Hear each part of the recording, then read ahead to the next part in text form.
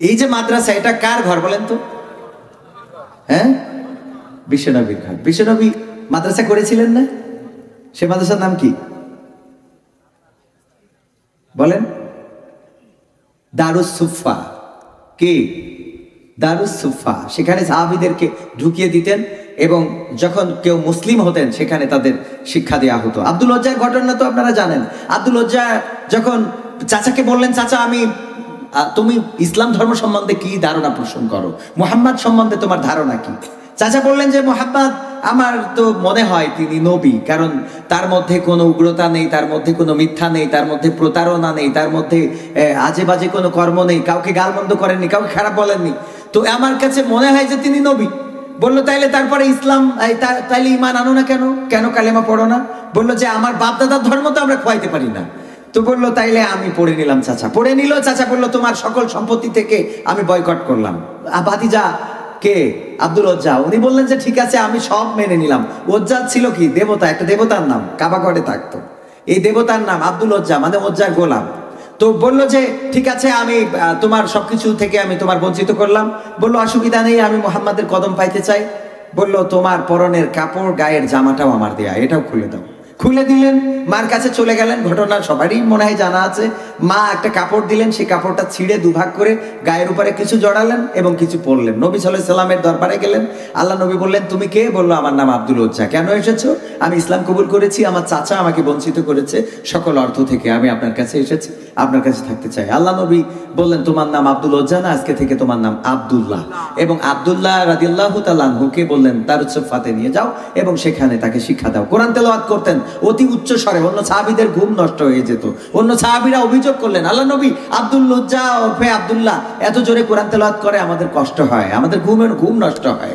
আল্লাহ নবী বললেন তোমরা আব্দুল ওজ্জা বা আব্দুল্লাহর পরে এই রাগটা করো না, তাকে গালমন্দ করো না, তাকে বকা দিও না, তাকে ধমক দিও না, তার ব্যাপারে অভিযোগ নিয়ে এসো না। কারণ তোমরা অনেকে ইসলাম কবুল করেছো, অনেকেই অনেক কিছু ত্যাগ করেছো, কিন্তু আব্দুল ওজ্জা আব্দুল্লাহ এমন কিছু ত্যাগ করেছে যে নিজের পরনের কাপড়টাও সাথে আনতে পারে নাই। আল্লাহু আকবার।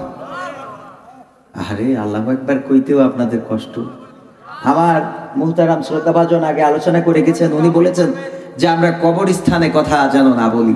যদি আপনারা কবরস্থানের মতো হয়ে যান তাহলে আমরা তো শ্মশান হয়ে যাব, কারণ আপনাদের স্পৃহা নিয়ে আমাদের কথা বলতে হয়। মাহফিল শোনার পরে শ্রোতারা চলে যায়, বক্তাও চলে যায়, কমিটি থেকে যায়। আসলে বক্তাদের আতঙ্ক আছে না নাই? শ্রোতা তো শুনতে আসছিল, চলে গেছে, ও তো কিছু বলে নাই, ওর কোনো অপরাধ আছে? কিন্তু বক্তা বলেছে কথা ডানি থেকে বাই গেছে। মাঝে মাঝে স্টেজে দেখেন না জুতা টুতা নিয়ে আসে, লাঠি নিয়ে আসে, কুড়াল নিয়ে আসে, দা নিয়ে আসে, দেখেছেন? ইউটিউবে দেখা যায় না এরকম? বক্তারা দেখেছেন কিনা? তো তাইলে বক্তার আতঙ্ক আছে না নাই? আছে, শ্রোতার আছে। বরং শ্রোতারা করে কি, যদি উল্টো পাল্টা হয় ওরা জুতো মুতো চেলে একেবারে শেষ। তো ভাইরা আমার, আমরা এখানে বসেছি, আমাদের জবান দিয়েছে কে? এই জবান দিয়ে যে আল্লাহর নাম উচ্চারণ করতে পারে না, এই জবান দিয়ে যে আল্লাহর কথা বলতে পারে না, এই জবান দিয়ে যে আল্লাহর প্রশংসা আদায় করতে পারে না, আমি বলবো তার চেয়ে অকৃতজ্ঞ ব্যক্তি পৃথিবীর পরে, জমিনের উপরে, আসমানের নিচে নেই। বলেন ঠিক কিনা? কারণ জবান দিয়েছেন আল্লাহ রাব্বুল আলামিন। তবে যদি এমন হয় যে আপনারা আমার মতো ছোট মানুষের কথা শুনে জবাব দেবেন না, তাইলে আমার কোনো দুঃখ নাই। কারণ এরকম একটা ঘটনা আমি শুনছিলাম যে একজন স্বামী স্ত্রী, ওদের খুব দ্বন্দ্ব বাঁধে, যেই গোলমাল বাঁধে তালাক দেয়, দিলে চলে যায়, আবার কয়দিন পরে ঘুরে আসে, আবার গোলমাল বাঁধে, আবার তালাক দেয়, আবার চলে যায়, আবার কয়দিন পরে ঘুরে আসে, আবার তালাক দেয়, যে তোর 2 তালাক 3 তালাক 100 তালাক 500 তালাক, তোর মার তালাক বাপের তালাক, চলে যায়, আবার আসে। তো পাড়ার মহিলারা এটা দেখলে একটু খারাপ লাগে না, যে বলতেছে এই মহিলা তোর কি কোনো লজ্জা শরম নেই নাকি? তো 2 দিন অন্তর তালাক দেয়, চলে যায়, আবার আসিস, চলে যায়, আবার আসিস, চলে যায়, আবার আসিস। ঘটনাটা কি? বলছে ওর কথা শোনে কিনা, ওর কথা শোনে কিনা। এখন আমার কথা যদি শোনে কিনা হয়ে যায়, যে আমি যাই বলি আপনারা শুনবেন না, তাইলে তো আমি 1 ঘন্টাকে সারা দিন ধরে ওয়াজ করলেও তো শুনাইতে পারবো না, পারবো? তো এই জন্য আমরা কিছু সময় এখানে এসেছি। আল্লাহ রাব্বুল আলামিন আমাদের উপরে সন্তুষ্ট হয়েছেন। আল্লাহ রাব্বুল আলামিন সন্তুষ্ট না হইলে আমাদের এখানে আসতে দেননি। এই তীরের হাটের অনেক বাসিন্দা এখানে আসতে বলেন, আল্লাহ রাব্বুল আলামিন যদি কবুল না করেন আপনি চাইলেও আসতে পারবেন না, বসতে পারবেন না। যেদিন আপনি আল্লাহর কাছে সিজদা দেওয়ার জন্য নিয়ত করবেন, আল্লাহ রাব্বুল আলামিন যদি আপনার সিজদাটা নিতে না চান, তাহলে ওই দিন দেখবেন যে ঠ্যাং ভেঙে দিয়েছে। কথা কয় না। ওই দিন ঠ্যাং ভেঙে গেছে হাসপাতালে, নিয়ত করেছিলেন আজকে থেকে নামাজ পড়বো, আর আজকে আপনি ঠ্যাং ভেঙে গেছে, আর সিজদা দেওয়ার ক্ষমতা নাই। এই জন্যে আল্লাহর কাছে সিজদা দিতে হলেও আল্লাহর কবুলিয়াতের দরকার আছে না নাই? আল্লাহ রাব্বুল আলামিন যদি কবুল না করেন, দাড়ি রাখবেন, নিয়ত করেছেন দাড়ি রাখবেন, বিয়ের পরে রাখবেন, কিন্তু বিয়ের আগে যে আপনার দেহেতে নেটওয়ার্ক চলে যাবে না তার গ্যারান্টি কি? কথা কয় না। বিয়ের আগে বাইক নিয়ে বেরিয়েছেন, আপনি মেন রোডে উঠতে যেয়ে হঠাৎ করে ট্রাক এসে চাপাতেছে, আপনার ঠ্যাং একদিকে আর পা আর একদিকে, মাথা একদিকে, ঘেনু আর একদিকে। ঘটে না? ঘটে না? তার মানে কবুলিয়াতের দরকার আছে না নাই? আপনি দাড়ি রাখতে চাইলেই পারবেন না, আপনি টুপি পরতে চাইলেই পারবেন না, আপনি কোরআনের মাহফিল শুনতে চাইলেই পারবেন না, যদি আমার আল্লাহ কবুল না করেন। وَإِذَا قُرِئَ الْقُرْآنُ فَاسْتَمِعُوا لَهُ وَأَنصِتُوا لَعَلَّكُمْ তুরহামুন। আল্লাহ রাব্বুল আলামিন বলছেন, যখন তোমাদের সামনে কোরআন তেলাওয়াত করা হয়, যখন তোমাদের সামনে কোরআন থেকে পড়া হয়, কোরআন থেকে বলা হয়, তখন তোমরা হৃদয়ের কান দিয়ে শোনো, যাতে করে তোমাদের উপরে আল্লাহর রহমত বর্ষণ হতে পারে। বলেন সুবহানাল্লাহ। আল্লাহর রহমত আমরা চাই না? চাই না। আল্লাহর রহমতটা কি জিনিস? আল্লাহর রহমত হলো আপনার দুইটা চোখ আছে, এই চোখ দুইটা আল্লাহর দেওয়া রহমত, কিন্তু চোখই শুধু রহমত না, এই চোখের মধ্যে আল্লাহ যে দৃষ্টিটা দিয়েছেন, এই দৃষ্টিটা হলো রহমত। চোখের মধ্যে কি? কথা কয় না। আপনার অনেকেই কানা, চোখ আছে, চোখ ঘুরায়, দেখবেন মনিটরি সব আছে, দেখতে পায় না, কারণ কি? দৃষ্টিটা কেড়ে নিয়েছেন। এই দৃষ্টিটা হলো আল্লাহর রহমত। আল্লাহ চোখ দিয়েছেন, কান আছে না সবার?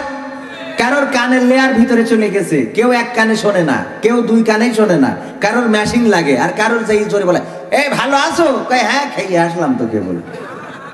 কয় না? কয় না? কয় তুমি বাড়ি আসলে কবে? বলছে তো হ্যাঁ পায়খানা ফিতে দিয়ে বদনা খুঁজছিলাম, পাইনি, পরে আর আগুন। কি বলেন? এক শোনে আর এক।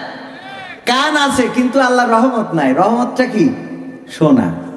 এই শোনাটা কেড়ে নিয়েছেন আল্লাহ। এই ব্যাপারে কিন্তু সুন্দর করে বলে দিয়েছেন, খাতামাল্লাহু আলা কুলুবিহিম ওয়া আলা সামঈহিম ওয়া আলা আবসারিহিম গিশাওয়াতুন ওয়া লাহুম আযাবুন আযীম। আল্লাহ রাব্বুল আলামিন বলছেন, ওদেরকে যতই বলো বলে লাভ নেই, ওরা শুনবে না, কারণ ওদের কানে আর চোখে পর্দা আবরণ ফেলে দিছি, আর অন্তরের মধ্যে সিলগালা করে দিছি, মোহর মেরে দিছি। এই জন্য যতই আপনি মাইকিং করেন, পোস্টারিং করেন, প্রচার করেন, ওরা আসবে না। আর চার দোকানে বসে বসে বলবে নাট্যকার কেন এনেছে? কথা কয় না? কারণ কি? কারণ ওদের আবরণ। বিশ্বনবীকে বলেছেন, বিশ্বনবীকে পাগল বলেছেন, আমার বিশ্বনবীর গায়ে থুতু নিক্ষেপ করেছেন। আমার বিশ্বনবী যখন সিজদায় গিয়েছেন, তখন উটের পচা নাড়ি ভুড়িগুলো মাথার উপরে চাপিয়ে দিয়েছেন, নির্যাতন করেছেন, নিষ্পেষণ করেছেন, এমনকি মেরে রক্তাক্ত করেছেন। তায়েফের ময়দানে আমার বিশ্বনবীর পায়ের জুতা আটকে গেছে গায়ের রক্তে। ওহুদের ময়দানে দান দান ভেঙেছেন। আমার নবী 27টি যুদ্ধ করেছেন নিজের হাতে তরবারি নিয়ে। বিশ্বনবী মানুষদের ঘরে ঘরে গিয়েছেন, মানুষের বাড়িতে বাড়িতে গিয়ে দাওয়াত দিয়েছেন। এই মক্কাবাসী দাওয়াত কবুল করে নাই অনেকেই, এমনকি মক্কা থেকে বিতাড়িত করে মদিনায় পাঠিয়ে দিয়েছেন। বলেন ঠিক কিনা? এখনো সেই যুগ আছে না নাই? মাঝে মাঝে অনেক দেশতে তাড়িয়ে মালয়েশিয়ায় পাঠিয়ে দেয়। জাকির নায়েক ভারতে কি তার জায়গা হয়েছে? নিজের দেশে জায়গা নাই। আল্লাহ রাব্বুল আলামিন তাকে মুহাজির করে রেখেছেন কোথায়? কথা কয় না? মালয়েশিয়ায়। সেখানে সম্মানের সাথে আছে না অপমানের সাথে আছে? সরকার পর্যন্ত তাকে নিরাপত্তা দেয়, সুন্দর সুন্দর অনুষ্ঠানে অ্যাটেন্ড করায়। আল্লাহ রাব্বুল আলামিন যাকে সম্মানিত করতে চান এভাবে সম্মানিত করেন। বিভিন্ন দেশে এভাবে নির্যাতন নিষ্পেষণ হয়েছে। আমার দেশে যদিও হয় নাই, অসুবিধা নাই, তারপরেও নাম না বলা অনেকেই। আমার দেশ তো বাইরে আছে না? কথা কয় না? ও আমার ভাইরা, ইটের গুতা খাবেন না, এটা তো হবে না। কোরআনের পক্ষে থাকবেন, আপনার গালের দাঁত ভাঙবে না, তা হইতে পারে। আপনি যদি আওয়ামী লীগ করেন, মার্কা কি? কথা কয় না জোরে। আওয়ামী লীগ করলে মার্কা কি? বিএনপি করলে মার্কা কি? জামাত করলে মার্কা কি? সর্বনা করলে মার্কা কি? হ্যাঁ, হাত পাখা। তোমার হাত পাখার বাতাসে প্রাণ জুড়িয়ে আসে, শিল্পীরা এখন বেড়ে থাকে অনেক বড় বিপদে। কে? আল্লাহর গান যদি গাইতো তাইলে বেডে শুয়েও শান্তি পাইতো। গান গাইছে হাত পাখা, এই মানে ওই সরমনার হাত পাখা না, আবার ওইটারে আবার কইেন না যে হাত পাখা সরমনার গান গাইতে উনি হাসপাতালে। এবার এই ইউটিউব ভাইরা একটু থাম্বল দেখি শুনে দিয়েন। হ্যাঁ, তো এই জন্য আমার ভাইদের সাথে আমি চরমনার ভাইদের কলিজা থেকে ভালোবাসি, আমার কমিয়া ভাইদের কলিজা থেকে ভালোবাসি। তাদের সাথে আমাদের কোনো দ্বন্দ্ব আছে? মুসলমান কখনো দ্বন্দ্ব থাকতে পারে? আল্লাহ রাব্বুল আলামিন বলেছেন, ওয়া আতাসিমু বিহাবলিল্লাহি জামিআন ওয়া লা তাফাররাকু, তোমরা সংঘবদ্ধভাবে আল্লাহর রজ্জুকে আঁকড়ে ধরো। আর আমরা বিচ্ছিন্ন কেন হব? হিন্দু, বৌদ্ধ, খ্রিস্টান ঐক্য পরিষদ আছে, জানেন আপনারা? ওদের সাথে কিন্তু মুসলমান নেই। কে মুসলমান কিছু আল্লাহর ওলি আছে না যারা ইসলাম চায় না? কথা কয় না। সংবিধানে রাষ্ট্র ধর্ম ইসলাম আছে বলে তোমার কেন জ্বলে রে বন্ধু, তোমার কেন জ্বলে? শয়তানে জ্বালে কি আগুন তোমারই বগলে, তোমার কেন জ্বলে রে বন্ধু, তোমার কেন জ্বলে? ইসলাম হলো শান্তির ধর্ম, আছে সুবিচার, অন্য ধর্মের প্রতি কভু করে না বিচার। মিলেমিশে থাকার কথা, মিলেমিশে থাকার কথা দিয়েছেন নবী বলে, তোমার কেন জ্বলে রে টাকলাই, তোমার কেন জ্বলে? আছে নিষেধ ধর্ম নিয়ে করা বাড়াবাড়ি, না জানিলে কিতাব খুলে দেখো তাড়াতাড়ি। যার ধর্ম সে করবে পালন, যার ধর্ম সে করবে পালন, কোরআনেতে বলে তোমার কেন জ্বলে রে মশালা, তোমার কেন জ্বলে?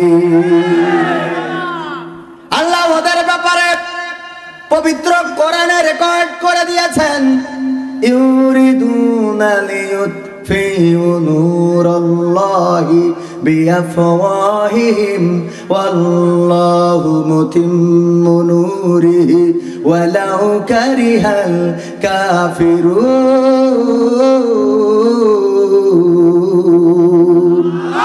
আল্লাহ রাব্বুল আলামিন বলছেন, ওরা চাই, কারা চাই? টাকলারা। কারা? ওরা চাই, কারা চাই? টাকলারা চাই, গোপালারা চাই, ম্যাগনেটুরা চাই।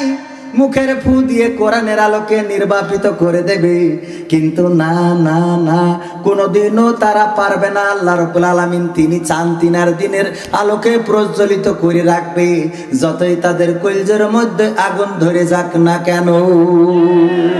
কথাকার? আরো চিৎকার করে বলুন কথাকার। ও আমার ভাইরা, যে আল্লাহ রাব্বুল আলামিন ওদের ব্যাপারে 1400 বছর আগে জানিয়ে দিলেন, এই দেশে শুধু নয় গোটা বিশ্বে অনেকেই চাই কোরআনের আলোকে নির্বাপিত করে দেবে, দ্বীনের আলোকে নির্বাপিত করে দেবে, মুসলমানদেরকে ধ্বংস করে দেবে, মাদ্রাসাগুলো বন্ধ করে দেবে, মসজিদে তালা লাগাবে। এমন চিন্তা চেতনা অনেকের আছে না নাই? আমাদের দেশে না, অন্য দেশের কথা বলছি। যারা চায় এগুলো করতে, ভাইরা আমার, আমি যে মার্কা চিনালাম আপনাদের, মার্কা চিনালাম না? মার্কা চিনালাম, যে যে দল করেন সেই দলের একটা মার্কা লাগবে। যে বিশ্ব নবীর দল করেন, কোরআনের দল করেন, তারও মার্কার দরকার আছে না নাই? বিশ্ব নবীর দল করেন, মুখ ভর্তি দাঁত রয়েছে, এখনো কোনোদিন কেউ ঘুষি মারলো না, একটা দাঁত ভাঙা তো দূরের কথা, কোনোদিন নাক দিয়ে রক্ত বেরোলো না। তার মানে প্রমাণ হয়ে গেল আপনি আমার নবীর সঠিক পথের অনুসারী না।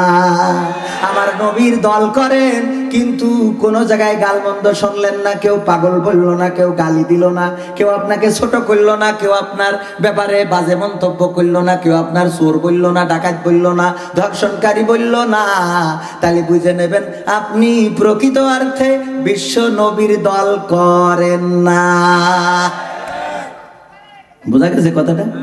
ভাইরা আমার, এই যারা দল করে না এরাই আবার যখন কিল্লা ফতে হয়ে যায়, কি হয় মাহফিলি গেলি আমি এবার আমার পরিবেশন আসলে আমার তো লাগে ওয়াজ করার টেবিল লাগে, টেবিল নেই, খাতা কলম কনে রাখবো, কি একটা অবস্থা। হ্যাঁ, হজাবরালা করে দিয়েছে, বললো 7:45 আসেন, আর এখন বাজে 8:15। কয়টা? 8:15 না 11:15? মাহফিল কমিটি আগামী বছরে যে দাওয়াতগুলো নিচ্ছি সব শক্ত করে বলে দিচ্ছি যে ভাইয়েরাই আমার অন্য কাজ আছে, ব্যস্ততা আছে, শুধু ওয়াজ করি খেয়ে বেড়ালি হয় না, আরো কিছু করা লাগে। কি আরো কিছু করা লাগে না? ওই যে বলছে আমি ওইটা বলতে চাই না, তাও আজকে এখানে বলবা না, কারণ এখানে ওইটা বলার স্টেজ ঠিকই না, এজন্যই খাটো জামা। আমি ওয়াজ করার সময় জুব্বা পরে আসি, জানেন আপনারা? জুব্বা পরি, আর জুব্বাই পড়বেন, আপনারা চেষ্টা করবেন। বিশ্বনবীর মার্কা দরকার আছে না, দাড়ি দরকার আছে, কি হয় এগুলো সেভ করবেন, আর সেভ করবেন না, সেভ করবেন। কি করবেন? সেভ না করে সেভ করবেন। পারবেন এটা? কবরে যাবেন, যাওয়ার পরে যখন বলবেন ওগো নবী আমি তোমায় ভালোবাসি, আমার নবী মার্কা দেখে বুঝে ফেলাবে যে তুমি কোন মার্কার লোক। কবরে বুড়ো হামান হয়ে গেছাও, হাসপাতালের বেডে পড়ে আসো, জানতো থাকতে খালি রাবিশ রাবিশ করতে, এখনো তোমার মুখ ক্লিন শেভ মারা। তুমি যদি বলো রাসূল আমি তোমায় ভালোবাসি, আমার রাসূল বলবে তোমার বোঝা শেষ, তুমি কোন মার্কার লোক। কথা কয় না? আমার এখানে অনেকেই আছেন, ধরে নেন 2 জন ব্যক্তি ভোটে দাঁড়াইছে, একজনের মার্কা হইল আনারস আর একজনের মার্কা কলা গাছ। কি? আনারস আর কলা গাছ। এই ধরেন বাম পাশে যিনি উনি দাঁড়াইছে আনারস মার্কায়, আর ডান পাশে যে দাঁড়াইছে কলা গাছ মার্কায়। আমি সমস্ত গায়ে মার্কা লাগালাম কলা গাছের। কে মার্কা? কলা গাছ। এখানে এখানে এখানে লাগাই না অনেকে, ব্যাসেট আছে, নাকে গেঞ্জিতি, তারপরে জামাই টুপিতি, হাত পাকা আছে না নাই, পাঞ্জাবিতি, এরম থাকে অনেক, যে যে মার্কা ভালোবাসে সে সেভাবে লাগে।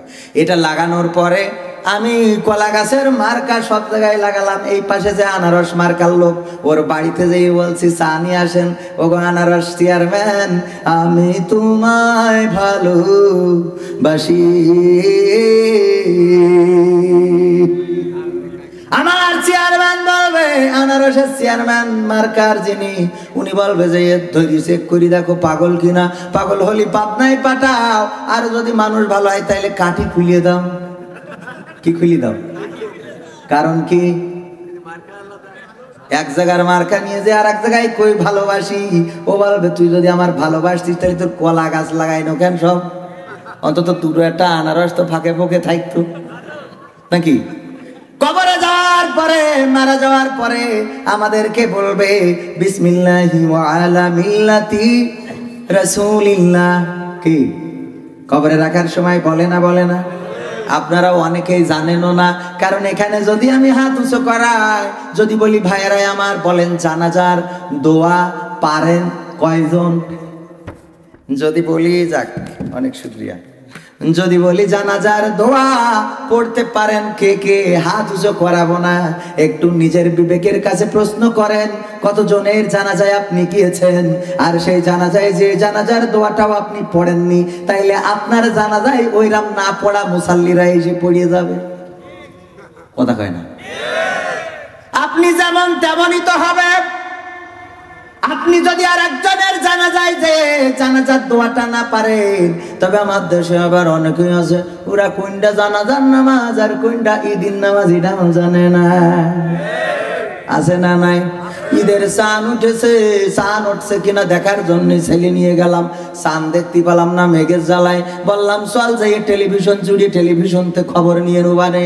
টেলিভিশন জুড়ে দেখি আমাদের একজন নেতা বলতেছে যে আগামীকাল সকাল 9টার সময় ঈদুল আজহার জানাজার নামাজ হবে। ঈদুল আজহার কেন নামাজ? জানাজার নামাজ হবে। আমি ছেলির কলাম খোকা, ঈদ তো একটা মরি সারা, ঈদ তো একটা মরি গেছে, ঈদুল আজহার জানাজা হবে কালকে 9টায়। মরে যেতেও পারে, কারণ অনেকদিন ধরে আসা যাওয়া করতে করতে ক্লান্ত হয়ে গেছে, বুড়ো হয়ে গেছে। এই জন্যই সৌদি আরবে আইলো, ওখানে গরম পড়ে বেশি, হার্ট স্ট্রোক করি মনে হয় মরি গেছে। না জানি কবে আবার আর একটা যে ঈদ বাকি আছে, ঈদাও মেরি ফেলাই দেয়। কথা কয় না? ও আমার ভাইরা, এমন জানাজা পড়ার লোক আছে যেই বলে শিগগির পার্টি নিয়ে লোক সিজদা দেবে, কোনে সব দাঁড়াই যাচ্ছে। লোক সিজদা দেবে কোনে, পার্টি নিয়ে আয়। আবার যখন ইমাম সাহেব ছানা পড়ে তারপরে তাকবীর বলে, আল্লাহু আকবার, হাত তো আর তোলা লাগে না জানাজার নামাজে, কিন্তু বারবার হাত তোলা লাগে না, অনেকে আবার বারবার হাত তোলে। যখন দ্বিতীয় তাকবীর বলে, প্রথম তাকবীরের পরে দ্বিতীয় তাকবীর যেই বলে, ওই আল্লাহর ওলিরা দেখা যায় রুকুতি যেয়ে খুঁজি দেখে কেউ আসেনি, আমি একা। কি কেউ আসেনি, আমি একা, এ কি ভুল করলাম, আবার উঠে দাঁড়ায়। এই যদি হয় তোমার জানাজার অবস্থা, তাইলে তুমি মরে গেলি তোমার কি অবস্থা হবে একটু চিন্তা করে দেখো। আবার এইসব আল্লাহর ওলিরা যখন আমরা মাহফিলে আসি তখন বলে, সময়টা তো বড্ড খারাপ, আপনি তো ভাই সব জানেন, বুঝে শুনে কথা বলে ওয়াজের ইতি টানেন। কি কয়? সময়টা তো বড্ড খারাপ, আপনি তো ভাই সব জানেন, বুঝে শুনে কথা বলে ওয়াজের ইতি টানেন। উস্কানি ফুসকানি মূলক বলবেন না কোনো কথা, এই মঞ্চে রাজনীতি ভাই করবেন না অযথা। আমরাও ভাই কোরআন জানি, মানি মোটামুটি, ঝামেলাতে থাকি মাঝে মাঝে নিয়ে ভোটাভুটি। ছোটবেলায় শিখেছিলাম আলিফ বা তা সা, কোরআন হাদিস মোটেও জানি না, এমন কিন্তু না। তাই রাজনীতি চলবে না ও ভাই, রাজনীতি চলবে না, তাই রাজনীতি চলবে না হুজুর, রাজনীতি চলবে। ও মুখ হুজুর ওয়াজ করে কত মধুর সুর, কবরেতে গেলে পাবো 70,000 হুর। এরা ওয়াজ করার লোক আছে না নাই? যখন জাকির নায়েক ওই দেশ থেকে এই দেশে আসবে, কত হুজুরির দেখলাম সোচ্চার কণ্ঠে ঘোষণা দিতে যে জাকির নায়েককে বাংলার জমিনে ঢুকতে দেওয়া হবে না, এয়ারপোর্ট ঘেরাও করা হবে। কিন্তু যখন আমার দাদার দেশ থেকে আর একটা জিনিস এসে ঘুরে গেল, নেচে গেল, গেয়ে গেল, তখন এই হুজুরিরা কোনো কথা কইল না। এতে করে বুঝে গেলাম এরা আজকে আর পৃথিবীর পরে বেঁচে নেই। কে বেঁচে থাকলে অন্তত ফোস তো কইতো, ফোস করা বোঝেন না? আশরাফ আলী থানভী রহমাতুল্লাহ আলাইহি উনি একটা কিতাবে লিখেছেন, একবার এক সাপ সে গেল পীর সাহেবের কাছে মুরিদ হওয়ার জন্য। যে পীর সাহেবের বলছে, পীর সাহেব আমার মুরিদ করিয়ে দেন, আমি মুরিদ হব। পীর সাহেব বলছিস তোর মুরিদ করবো কি, তুই তো জন্মের খাটাসের খাটাস, মানুষের বিনা কারণে কামড়ায় মেরি ফেলিস। বলছে আপনি যদি মুরিদ বানান, আমি কথা দিলাম আমি আর কোনোদিন কারোর কামড়াবো না। মুরিদ করে দিল। মুরিদ করে দেওয়ার পরে তার বললো যে মুরিদ যখন বানাই দিলাম, এখন থেকে সকাল সন্ধ্যায় জিকির করবি বসে বসে, আর কারোর জন্য কামড়াবি নে। আপনাকে তীরের হাটের মাঠে গেছে ঘাস কাটার জন্য, মসজিদের যে ইমাম সাহেব উনি সন্ধ্যেবেলা তাড়াতাড়ি করে ঘাস কাটতে গেছে, বাড়িতে দড়ি নিয়ে যাতি মনে নেই, সন্ধ্যে হয়ে গেছে, আজান হয়ে গেছে, নামাজ পড়াতে হবে। ইমাম সাহেবদের মাঝে মাঝে নামাজের জামাতের যে টাইম হয়ে যায়, আগের মুসাল্লিরা ছিল প্রকৃত মুসাল্লি, আর আগের ইমাম সাহেবেরাও ছিল প্রকৃত ইমাম। আজান হওয়ার আগে মসজিদে ইমাম বসে থাকতো, এমন দেখেছেন না? আর এখন দেখবেন যে জামাত হওয়ার 1 মিনিট আগে ইমাম সাহেব মোবাইল দেখতে দেখতে ঢুকতেছে। কথা কয় না? আমি খারাপ বলতেছি না, আবার অনেকেই বলবে যে হুজুর আপনার মতো মানুষ ইমামদের ব্যাপারে কথা বলার সাহস পান কি করে? আমি সাহস করলাম না, তবে আমি দেখি মসজিদে গেলে জামাত হওয়ার 1 মিনিট কিংবা 30 সেকেন্ড আগে উনি মসজিদে বসতে নারাজ, ওনার যে স্পেশাল ঘর আছে ওখানেই থাকে, তারপর একেবারে ঘড়ি দেখে কাটাই কাটাই এই শীতের সামনে যায়, যেই বলে মোবাইল বন্ধ, তারপরে সাইলেন্ট করে রাখেন, কাতা সোজা করেন, ইকামতের নামাজ শেষ, উনিও আল্লাহর ওলি চলে যায়, ঠিক না? এই অবস্থা। আর মুসাল্লিরাও একই অবস্থা, চার দোকানে বসে থেকে সিরিয়াল মারতেছে, ডিস্কো ড্যান্সার মারতেছে, আর যেই উজু যেই জামাতের আকামত শুরু হয়ে গেছে অমনি যেই দৌড়ই কুলুগুলু করে উজু কোন রকম কুলি করিস কি করিনি, কানু ভিজেস কি ভিজিনি, পার গুড়ালি ভিজেস কি ভিজিনি, ওটা দেখার দরকার নেই, দৌড় দেয় জামাত ধরার জন্য। ইমাম সাহেব রুকুতে চলে গেছে দেখে এমন জোরে জুতো খুলিয়েছে, জুতো একটা পড়িয়েছে পাকিস্তানে আর একটা পড়িয়েছে আফগানিস্তান, 2 জুতা 2 দেশে। তারপরে যাই ইমাম সাহেব সিজদায় চলে গেছে, উনি নিজে নিজে একটা রুকু মারিয়ে নেয়, কথা কয় না, নামাজ হবে বলেন? ইমাম সাহেব সিজদায় বলে ও চিন্তা করলো ইমাম তো সিজদায় চলে গেছে, আমি রুকুটা মেরিয়ে নি, ও নিজে নিজে রুকু মেরি, তারপরে যদি ইমামের আর একটা সিজদায় যাও আবার ওর মধ্যে একটা সিজদা মেরি নেয়, নিয়ে তারপরে নামাজে অ্যাটেন্ড করে। এই হলো এখনকার মুসাল্লি। আর আগের মুসাল্লি গুলো ছিল, আমাদের হুজুর বলতো যে একবার এক ইমাম সাহেব নাকি একটু ঝামেলা করে ফেলে, সেটা হলো কি, তখন হেরিকেনের যুগ, তারাবি পড়াবে, রোজার মাস ইফতার করে নামাজ পড়ায় এসে ক্লান্ত শরীর নিয়ে শুয়ে পড়েছে। আমার সুপারিনটেন্ডেন্ট, এখন সুপার, আগে উনি আমার শিক্ষক, আমার মাদ্রাসার, আমাদের আমরা যেখানে পড়াশোনা করেছি মোকামতলা দাখিল মাদ্রাসা, ওখানকার আরবি সাহিত্যের শিক্ষক ছিলেন, এখন সুপার হয়েছেন আমার শ্রদ্ধাভাজন আব্দুল গফুর হুজুর। তো উনি বলতেছে একদিন এক হুজুর এসে শুয়েছে, হঠাৎ করে চেতনা পেয়ে দেখে যে জামাতের টাইম ছাড়াই গেছে, তাড়াতাড়ি করে আড়াই পাঞ্জাবি খুলে থুইল সে আড়ার থেকে, অমনি জামা ঘাড়ে করে নিয়ে মসজিদে দৌড়। মসজিদে মুসাল্লিরা রেগে গেছে, হুজুর জামাতের টাইম পার হয়ে গেছে, এত দেরি করে আসলেন কেন? তারপরে তাড়াতাড়ি করে গলায় পরাইতে জামার হাতা খুঁজে পাচ্ছে না, হাতা খুঁজে পাচ্ছে না, তাড়াতাড়ি গেছে তো হাতা খুঁজতেছে, হাতা খুঁজে পাচ্ছে না, এমনিই দেরি হয়েছে। মুসাল্লিরা আর কি আছে কি বলছে, ভাই আমি তো সে জামার হাতা খুঁজে পাচ্ছি না। বলছে হেরিকেনের আলোটা জোর দিয়ে কাছে ধর, হুজুর হাতা খুঁজে পাচ্ছেন, কাছে ধরি দেখে হাতা খুঁজে পাবে কি, আড়াই ছিল তার ওয়াইফের সায়া ওই গলায় করে বৃষ্টি, ওই তাড়াতাড়ি করি ওই নিয়ে ঘাড়ে দিয়ে তো পড়ায় সারাদিন হাতা খুঁজে পাবে গলায় করে। তো এই হইলো অবস্থা। হয় তো তাড়াহুড়ো করতে যেয়ে দড়ি ফুলে থুয়ে চলে গেছে মাঠ থেকে, চিন্তা করলো ঘাস বাড়ি নিয়ে যাব কি করে, আবার ঘাস না নিয়ে গেলি বাড়ির ওয়াইফের বক্তব্য আছে না নাই, অ্যাকশন আছে না নাই, আজকে ঘাস কাটনি তোমার ভাত আজকে কি লোবানে, এরাম বউ আছে না নাই, বাজারতে দেরি করে আসলি এমনি কি পাইছা ওটা কি, হ্যাঁ তোমার বিয়ে করি আমি জলিপুরি মরছি, আমার কত জায়গায় বিয়ে হতে চাইলো জানো, হ্যাঁ মেম্বারের ছেলে আমার কতবার চকলেট খাওয়াইছে, আর চেয়ারম্যানের ছেলে গোলাপ ফুল নিয়ে 14 তারিখে দাঁড়াইছিল, আর এমপি মন্ত্রীর ছেলে আমার ভার্সিটিতে পিকনিক নিয়ে যাইতে চাইলো, আমি তোমার বিয়ে করি জলিপুরি সরকার হয়ে যাচ্ছি, হ্যাঁ আছে না নাই? বিয়ের সময় কান্দে না কান্দে না, কবুল পড়ার সময় মনে পড়ে যায় প্রথম কবুলে যখন বলে তীরের হাটের বাসিন্দা মকসেদের ছেলের সাথে তোমার 50,000 টাকা বাকি দেন মোহরে, লগত তো দেন না, খাটাসের গোষ্ঠী, আমি লগত দিলাম বাড়ি এসে ফেরত দিতেছে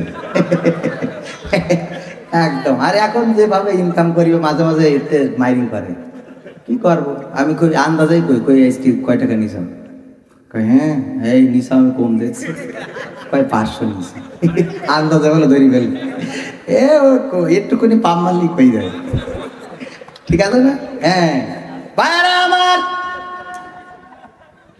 আমি ইউটিউবার ভাইদের বলে রাখি এই অংশটা কাটবেন না, কোন অংশ এখন যা বলছি এটা সাংস্কৃতিক অনুষ্ঠান, আমাকে সংস্কৃতির কথা বলে ডেকে এনেছে, অনেকেই বলবে যে হুজুর ওয়াজ করতেছি এইসব কি বলতেছেন, তো সাংস্কৃতিক অনুষ্ঠান, বরং ওয়াজ করছি এটা হলো বোনাস, এটা কি কথা কয় না, হ্যাঁ।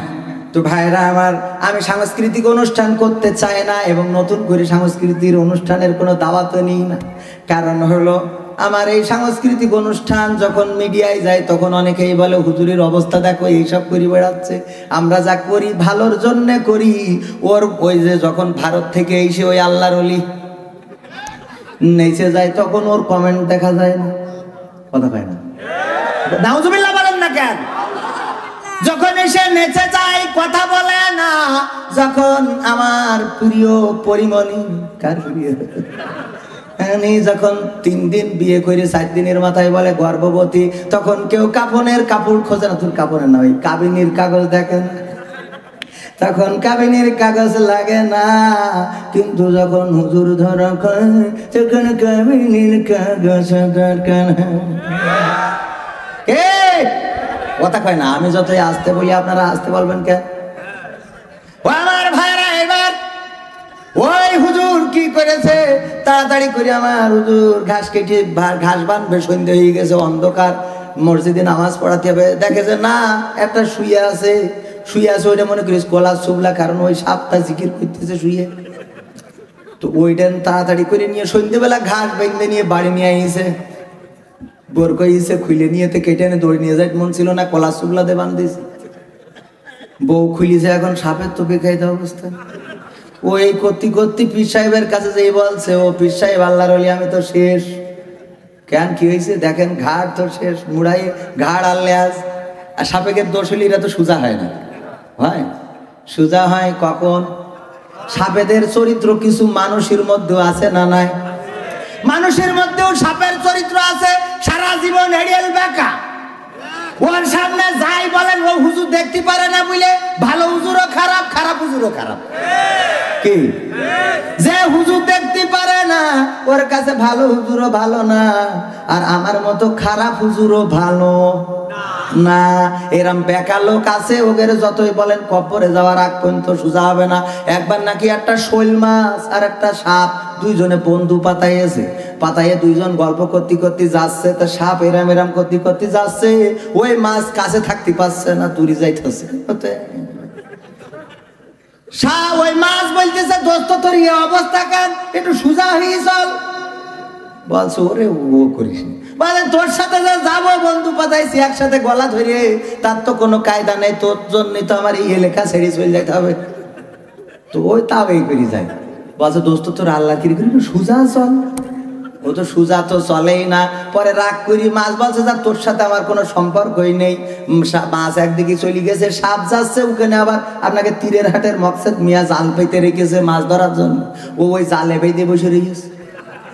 ও যে জালে বেঁধেছে, জালে যদি সাপ বাঁধে তাহলে আর জালে মাছ বাঁধে বলেন? কারণ সাপ তো বিপদে পড়ে আছে, মাছেরা ওইটা বিশ্বাস করে না। মাছে গেলে যতই বলুক যে ভাই দেখ আমি বিপদে পড়েছি, তোরা আয়, কোনো অসুবিধে নেই।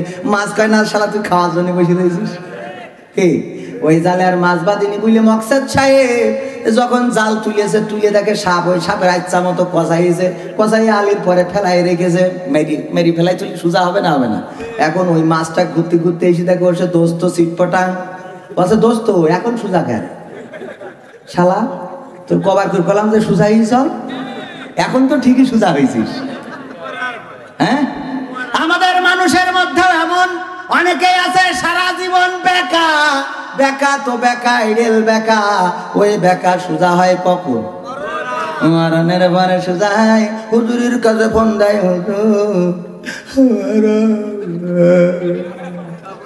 কি হয়েছে, কি আমার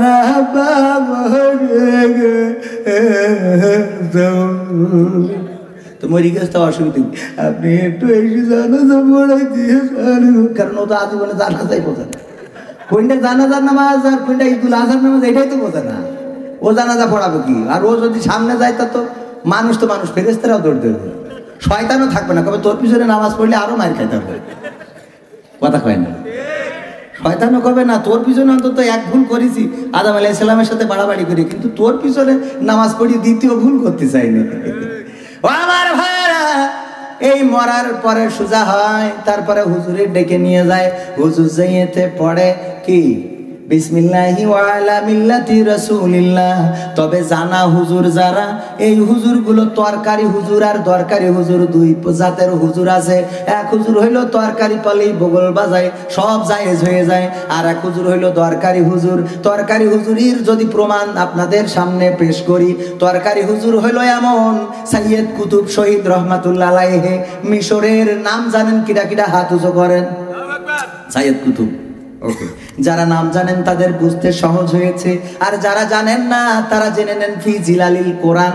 এই তাফসীর যিনি লিখেছেন সাইয়্যিদ কুতুব শহীদ রহমাতুল্লাহ আলাইহি, উনি যখন মিশরে কালেমার ব্যাখ্যা করলেন, কোরআনের প্রকৃত ব্যাখ্যাগুলো সামনে উপস্থাপন করলেন, তখন মিশরের তৎকালীন সরকার তার অ্যারেস্ট করলো, তার ফাঁসির আদেশ দিয়ে দিল, ফাঁসি কার্যকরের দিন চলে আসলো। তখন একজন ইমাম সাহেব এসেছে, এসে বলছে যে আমি আপনার কাছে আসছি, আসসালামু আলাইকুম ওয়া রাহমাতুল্লাহ, আমি আপনার কাছে আসছি আপনাকে একটু তওবা তালিম করার জন্য, আমি আপনাকে কালেমা পড়ানোর জন্য আসছি। উনি বলছেন আপনি কে? বলছে আমি এই রাষ্ট্রের একজন ইমাম, যখন কারো ফাঁসির আদেশ কার্যকর করা হয় তখন আমি রাষ্ট্রীয়ভাবে তাকে তওবা তালিম করে কালেমা পড়াইয়ে দিই।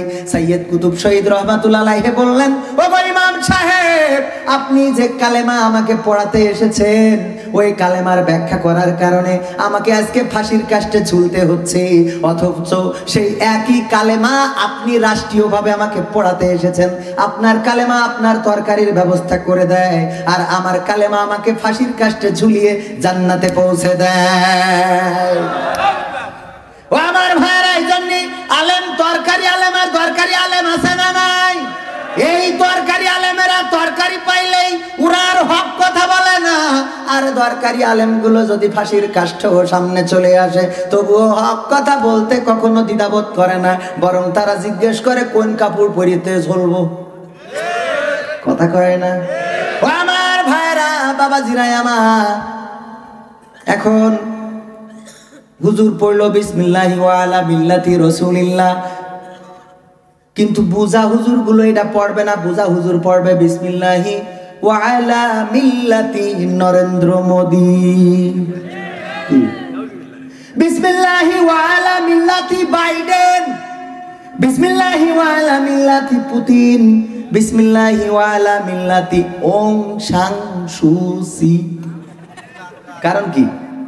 সারাটা জীবন আপনি দল করে গেলেন নরেন্দ্র মোদীর, সারাটা জীবন আপনি দল করে গেলেন বাইডেনের, সারাটা জীবন দল করে গেলেন পুতিনের, আর মরে যাওয়ার পরে আপনি কি করে বলেন যে আমি আপনার ইমাম সাহেব যখন বলে ওগো রাসূল আমি আপনার মিল্লাতে আপনার দলে উঠাই দিয়ে গেলাম, এটা কি আমার রাসূল মানবে নাকি?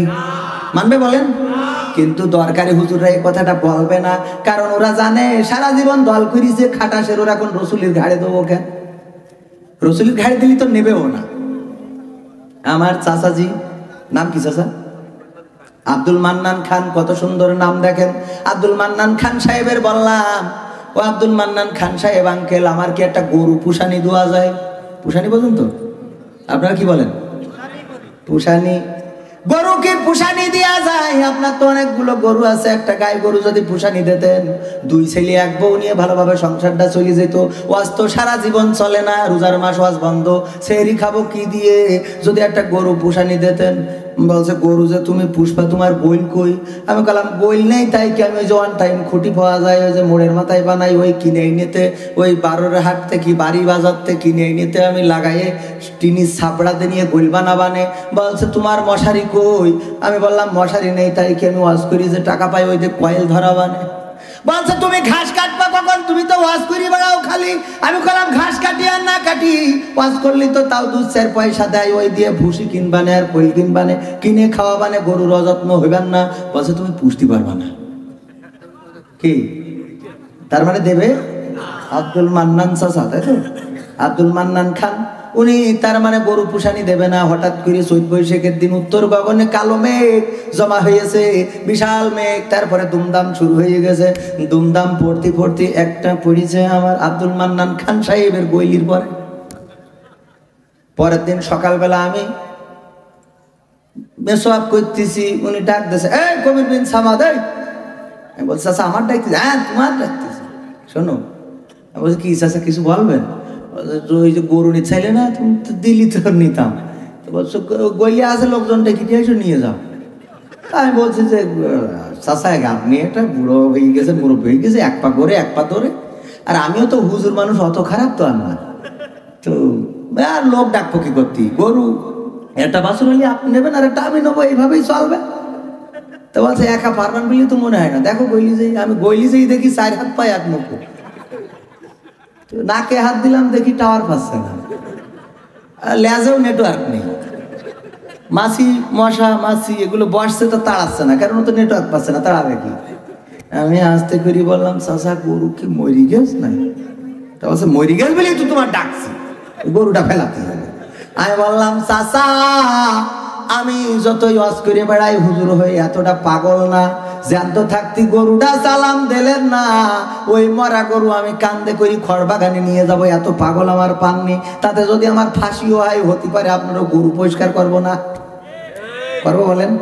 ও আমার ভাইরা, যখন আমরা বলবো বিসমিল্লাহি ওয়া আলা মিল্লাতি রাসূলিল্লাহ, আমার রাসূল সাল্লাল্লাহু আলাইহি সাল্লাম যখন দেখবেন যে তার মুখের মধ্যে দাড়ির তো ছানছাড়াও নেই, কপালের মধ্যে নামাজের কোনো দাগ নেই, আল্লাহর পথে তো চলেইনি, রাসূলের নেতা মানেনি, বরং নেতা মেনেছে নরেন্দ্র মোদীর, বাইডেনের, পুতিনের, ওং সাং সুচির, মিশরের সিসির, আর অন্য মানসিকের নাম কলাম না, এরা অনেকের নেতা মেনেছে।